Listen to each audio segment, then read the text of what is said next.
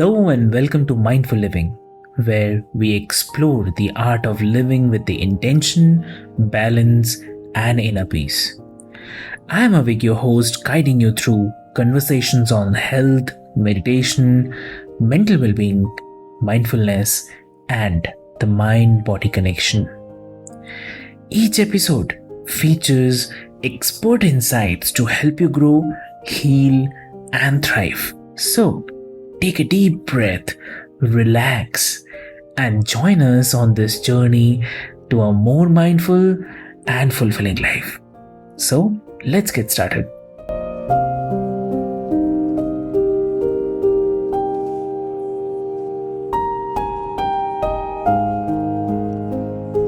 Welcome, listeners, to the Mindful Living podcast, where we explore the tools and practices that help us live with greater presence, joy, and authenticity.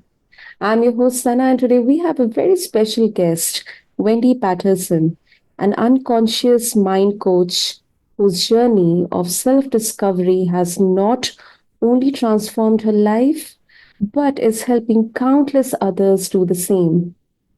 Wendy battled depression and anxiety while balancing a demanding corporate job and multiple roles, which led her to explore mindset, meditation, and deep inner healing. Now, with certifications in Reiki, NLP, and timeline therapy, Wendy specializes in guiding women to reconnect with themselves and rediscover joy and fulfillment in just 10 hours or less.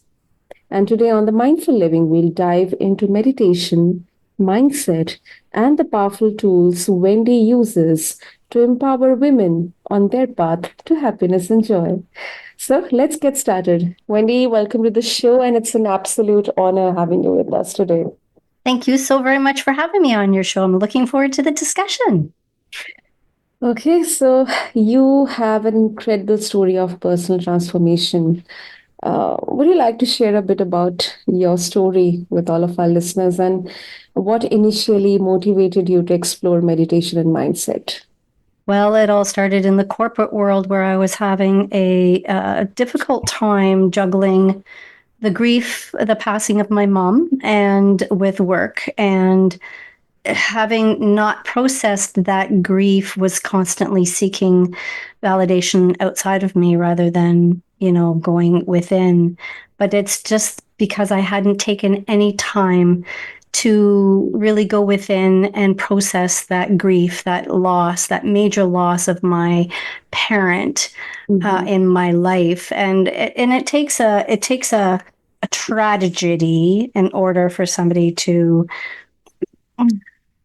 really dig within, because I was projecting a lot on the outside world because I hadn't truly dealt with or even felt the grief. I mean, it's when traumatic emotions, or when something traumatic happens in your life and you don't sit and feel and honor the emotions that go with, and you just continuously go on in life and not feel, I found myself quite numb and projecting a lot of my, sadness, which was anger, out onto the outside world, because I was struggling to stay afloat in the outside world. And that's where I'd been meditating for many, many years. However, I'd gotten into a position in the corporate world where I didn't have significant time to take, the 10 days of complete silence. And I found it really integral after having taken a 5-year hiatus from meditating regularly. And then, dealing with my mom's passing, and then dealing with the corporate world, I hadn't been able to take any time for myself. So when I did finally take that time for myself, let me tell you, it was the best thing that I'd ever had taken for myself, to be able to exist in the world out there, because it was consuming me. And so on the negative side of things, that it really knocked me over and really could have made me sick if I hadn't have taken that time to truly be with myself, to be with the sadness, to honor my mom's passing, and to be able to go back out in the world, holding my head up high and being okay with her passing and knowing that every single day it'll just get easier and easier and easier. So it takes a tragedy in order to really come out on top and to really flex your, what is it? You have to go through the rough things and to come out a little bit brighter on the other side. Yeah, I agree with that. And first of all, it is very hard to cope up, deal with the grief and loss of a loved one, especially parent. And secondly, I don't know how you dealt with that, but you know, helping others to not even wait for something tragedy or something tragic to happen and then realizing that they need to realize that they do exist to others to prevent these kind of situations and take steps before even anything happens. I think that's a gift you're giving to all others. So thank you so much for sharing your journey. Oh, you're welcome. All of us. Yeah, you're welcome. And I grew up in a world where emotions were not discussed. Emotions were not, honored. It was just, pull up your big girl pants and keep going sort of thing. And unfortunately, I knew deep, deep down within myself that there was more to life. There was more to communication. There was more to what I was feeling. And it sparked the fire within myself at a very young age to look at behaviors and to look at why people say the things they do. Why do they do the things they do? And where are the emotions in here? And I couldn't label an emotion until many, many, many, many, many years into my adulthood after I had children and really understood what emotions are and how to work through them. And it's quite the task. And I find a lot of women that I've been speaking to are truly not in touch with themselves to be able to say, hey, I'm feeling pretty sad here, or I'm feeling angry, or, because a lot of women, I'm going to put myself here, I needed a lot of support when I was bringing up my two kids. However, I didn't know how to go about asking for that support rather than dishing my anger out on others and saying, instead of saying, I need some help here, I didn't see it as that.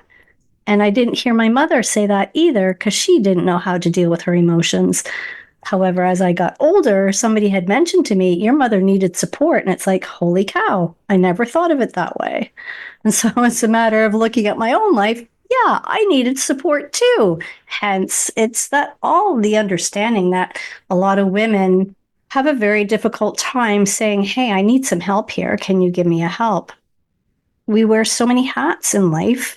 We're a mother, we're a daughter, we're a wife, we're a,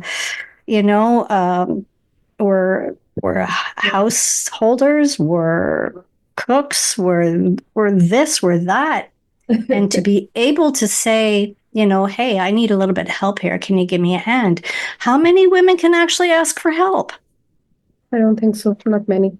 It's hard. And it's really hard. And it's our pride that gets in our way. And however, it's very humbling to be able to say, hey, I'd like some support. Is there any way that, we can do this together? Or I can ask you to do this or ask you to do that. It took me years to get there. However, I do not shy away from saying I need some help and, how can we get this done together or how can we get it done faster? It's not an easy thing to do is to say, hey, I need some help. But it's important. It's important for your own body. It's important for your mind because we're not in this world alone. We're in it together. A community with, what is it? Together you, united you stand, divided you fall. Exactly. It's so truthful in regards to, bringing up a family or, being in a relationship. And it's just about being with others and asking for the support and asking for the help and being okay with that. Great. So, how did your own struggles with depression and anxiety shape the way you approach coaching today, especially when working with women? Well, I have, with all the everything that I've worked on and the certifications, a lot of stuff is stored in our unconscious mind. Our behaviors are all in our unconscious mind, and they're all installed between the ages of 0 and 8 years of age. Yeah. We're modeled by our parents with what we see, what we hear, and what we even things that we taste, even things that we touch. It's instilled in us at that time. So if we hear things that have gone on and we take it personally, that's where our limited decisions and beliefs are instilled.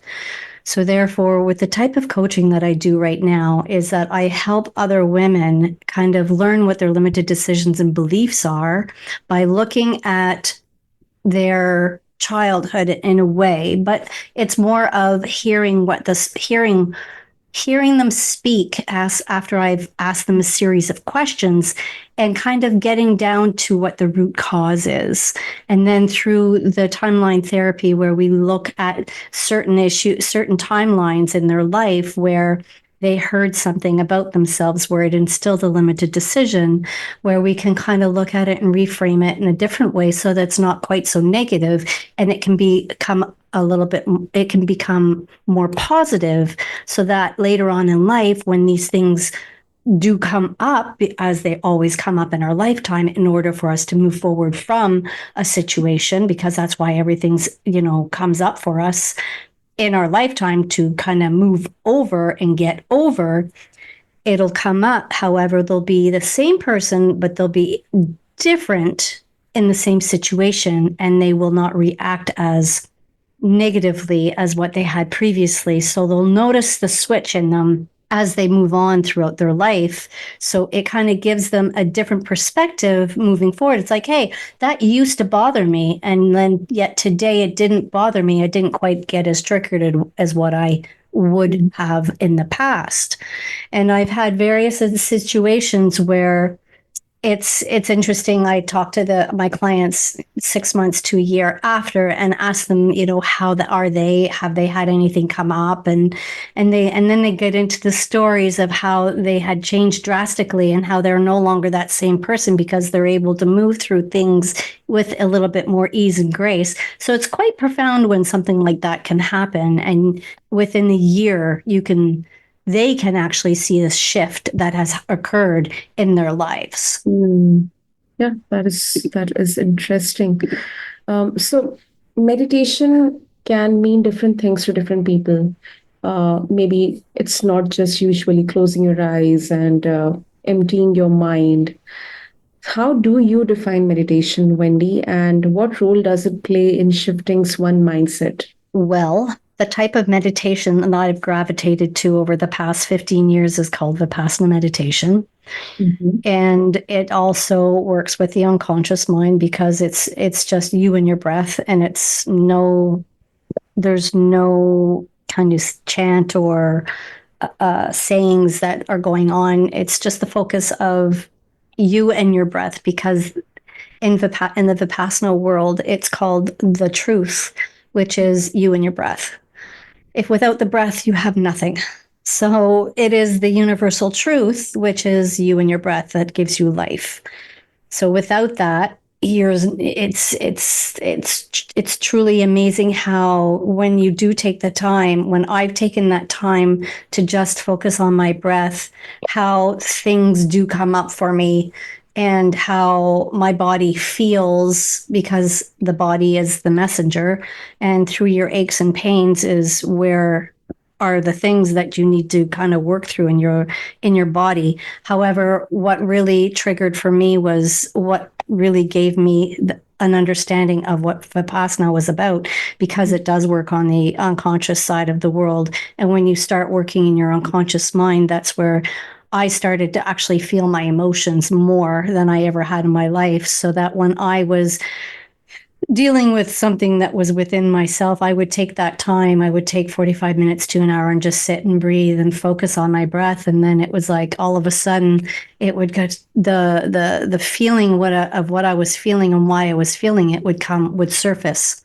and my answers would come. So that's how I have learned how to meditate throughout the years, and the 15 years or 15, 17 years that I've been doing this Vipassana meditation. And I truly am a firm believer in it because I've gone so many times as it is. And it's 100% free. It's all run on donations, and you get fed, you get housed. And to me, the universal truth of being able to learn something so profound and it being free and it being so deeply understood in the end of why we are here, and we're here to service others. But if we're not healthy enough to serve others, then why are we here? And without a healthy mind and a healthy body, to be able to, speak to somebody else without, sadness and anger, and just being able to have a conversation and understanding where that other person is coming from, to have that compassion and understanding is really important, because I find that is also lacking in the world these days. And but with that type of meditation, because I've gravitated to it, and I highly recommend every human being take a Vipassana 10-day meditation retreat at least once in their life, because it is life-changing. That is interesting. So, you emphasize that clients can achieve transformative results in just 10 hours or less.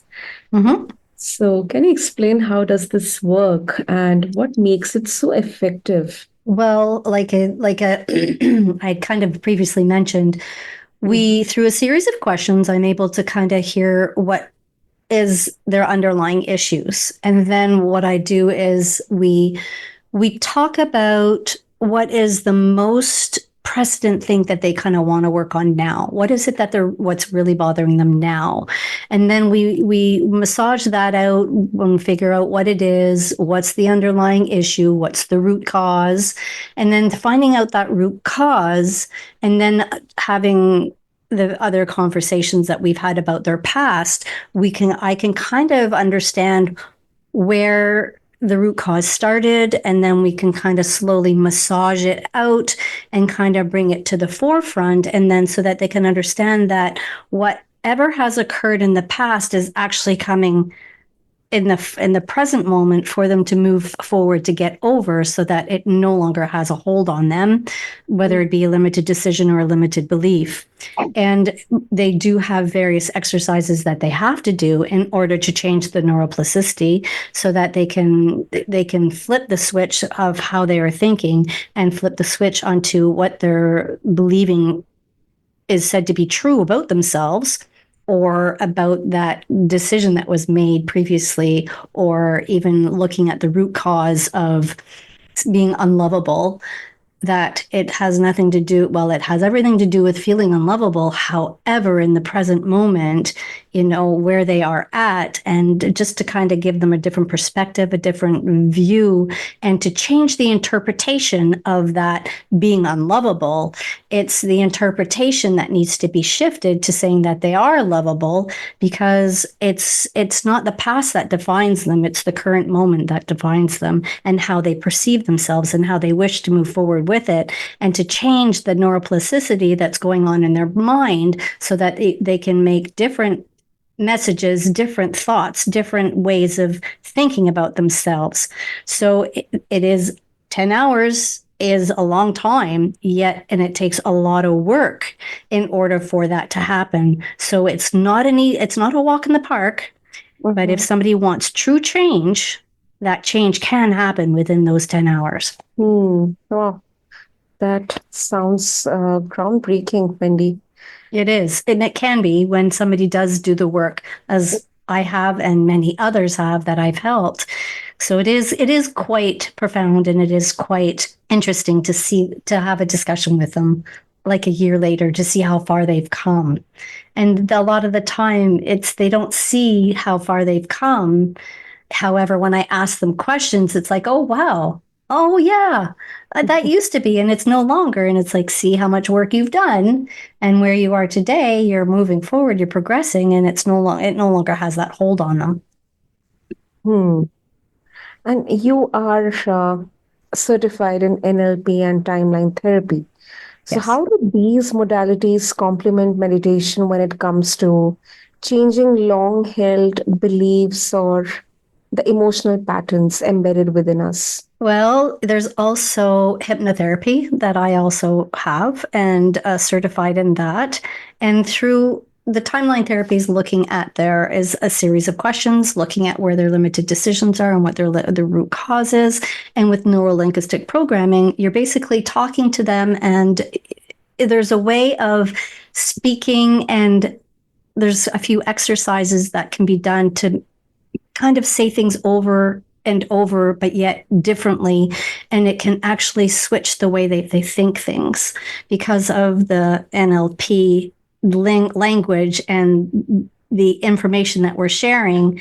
It's quite interesting. And then with the hypnotherapy, because I believe near the end is where I give them a hypnotherapy session, and where it's just embedded commands, kind of like in the hypnotherapy, in the script, because whatever my client requires, I will come up with a script with the language that they speak to me as to what they require. And then we go into I give them hypnotherapy. And within that, it's just like a guided meditation. However, there's wording implanted in there as well. So it plants in their unconscious mind so that it will slowly work its way if they listen to that hypnotherapy with that session over and over and over again, because it can change the neuroplasticity with time. However, they need to listen to it often in a meditative state, obviously, because that's when you're in a meditative state, that's where you're really tapped into your unconscious mind and where things can really shift for you. So there's a plethora of things that kind of go within the the NLP, the timeline therapy, and the hypnotherapy, because it's kind of all meshed in together throughout the hours that we share together. So, while this all sounds very interesting, critics of NLP and timeline therapy suggest that these practices lack scientific backing compared to traditional therapy methods, talk therapy, and all. So, how do you handle skepticism from clients or the broader public? Well, there's a couple of exercises that I can do at the onset to just kind of give them a taste of what happens. I mean, I've had tons of talk therapy throughout my life. However, and I knew there was always something more, and I couldn't put my finger on it. When I had taken the NLP timeline therapy and hypnotherapy course, the first one, I went, holy cow, this ties everything in together. To me, NLP is just like talking to a person without sugarcoating anything. You're telling them like it is, but yet you're using their language. You're using their language, however, you're kind of just changing the language to be a little bit more, how can I say it, more direct.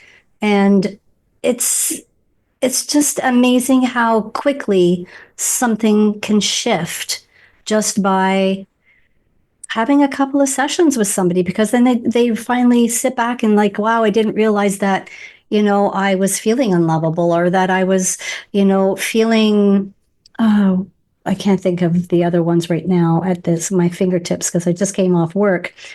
But there's 7 negative emotions that we work on. It's sadness, anger, sadness, fear, hurt, guilt, rage, and shame. Those are the 7 negative emotions that they will work on when they work with me with the timeline therapy and hypnotherapy and NLP. So when we kind of work through all the negative emotions, then they are kind of massaged and brought up to the forefront.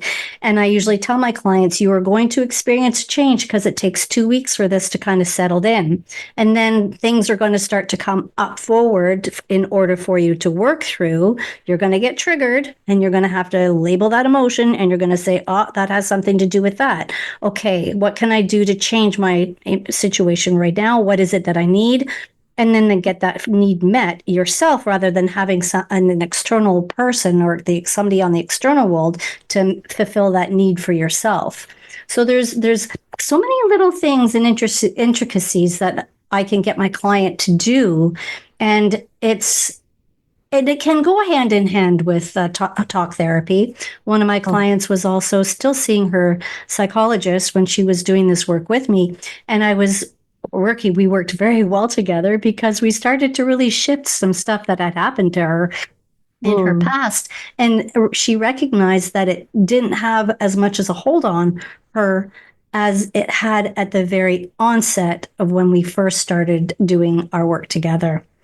So yes, there's lots of controversy. However, when you see the magnitude of the change that has happened in the individual, even with talk therapy, it's amazing to see and absolutely breathtaking to see their change in their face, the change in their demeanor after the 10 hours of work.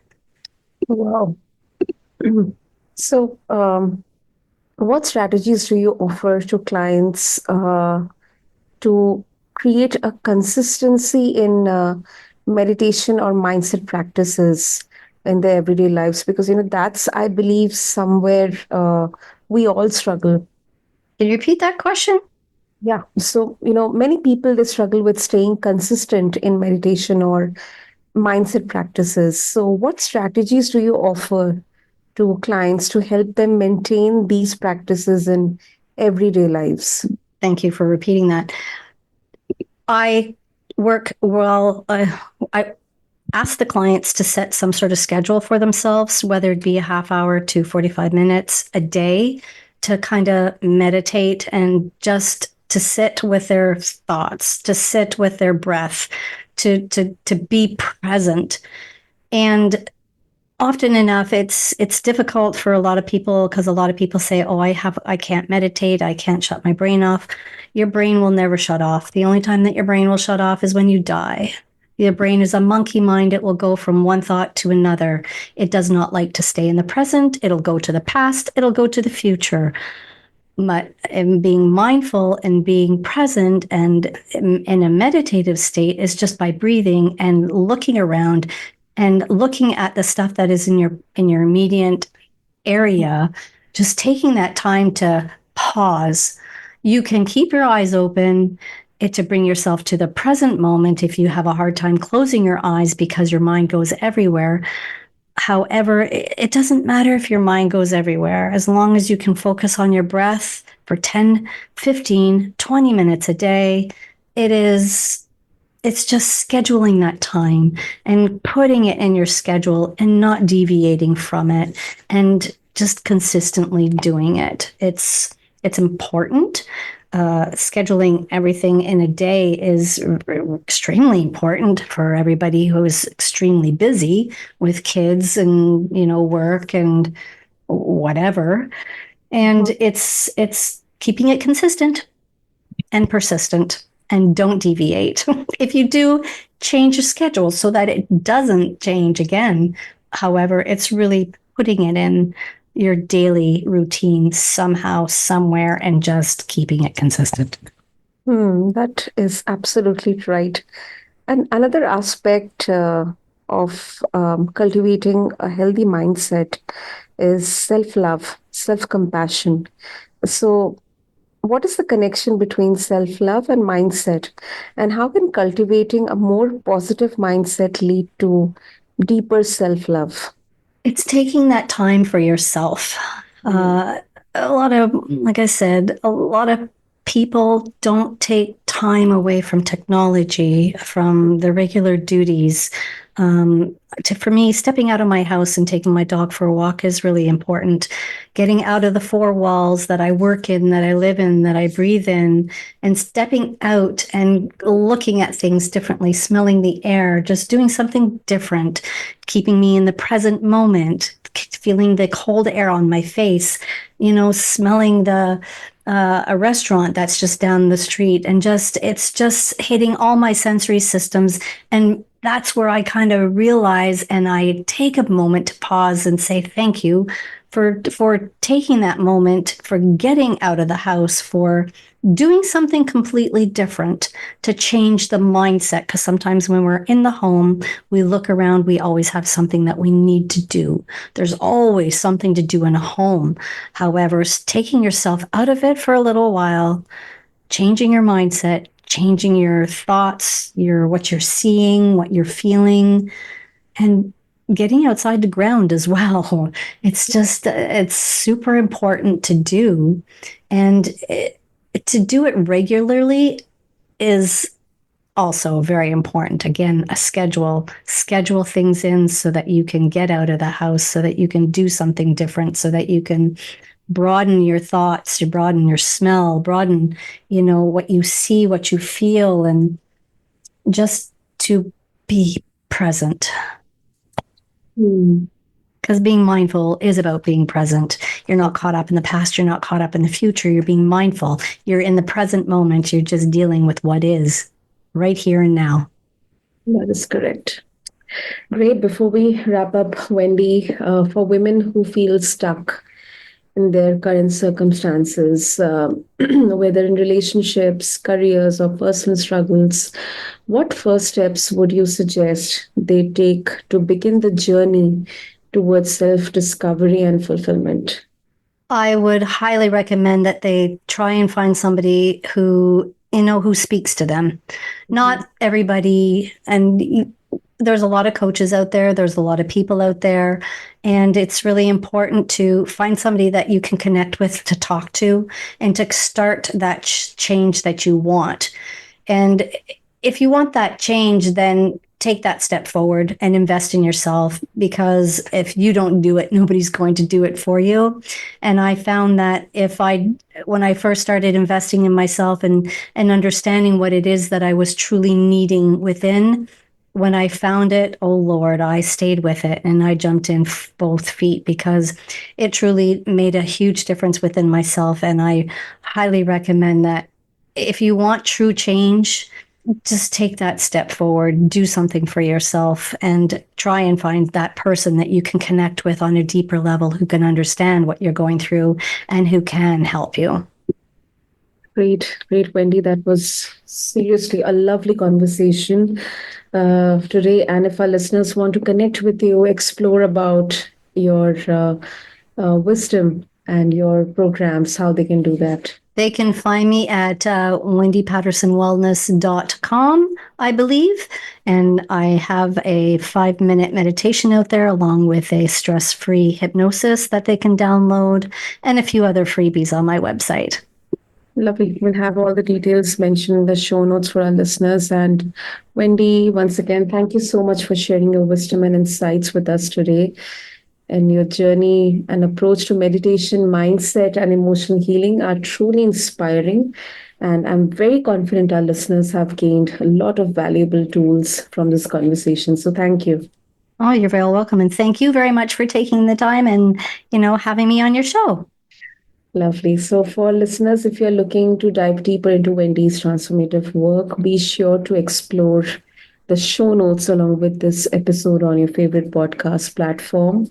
And as we always say, and we believe, mindfulness is a journey, and each step brings us closer to living authentically.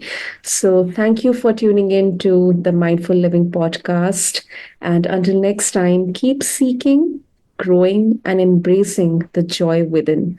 This is your host, Sarah, signing off.